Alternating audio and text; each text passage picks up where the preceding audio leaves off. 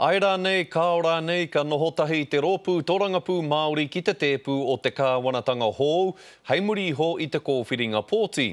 Ai rā nei, ka ora nei, ka hoki anō rātou ki te kōrero ki te iwi Māori, i mua i tā rātou whakatau, ko wai, hei hoa tōrangapū mō rātou. E hara ko te kapu tī noi ho tāna I kawe ai I te rā nei. The purpose of the meeting really was for us to clarify what our policy positions would be. Nā te mea, tai rawa ki te rātapu kei te aronga kai hautu matua o te pāti ki o raiwa hoa hou. Well, we've been very clear, whoever is the government, we're prepared to work constructively with them. Kua whakautu kē te pātai, engari kei te karo raiwa I te heitara, kua toka kē te ara mahitahi me nāhina.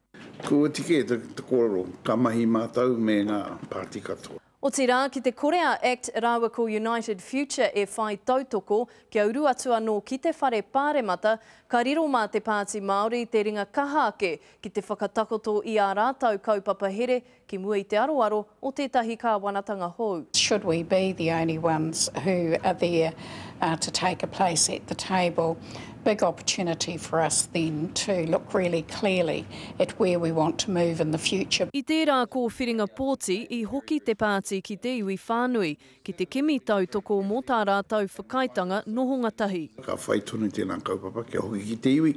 Whakamaraona tiki a rātau ngā āhuatanga kei mui a mātou o tira I a rātau hoki. No reira kai roto pēa I te pēke mō tēnei pāti iti. Tū pakari mai, engari, e toru mua I kai te toi. Ki tā rānui kia puta mai a Papa Krihimete. He moa tā rawa mo te Krihimete, he oi te hanga nei kua tau te ahu whakamua. Jasmine Pearson, Te Karere.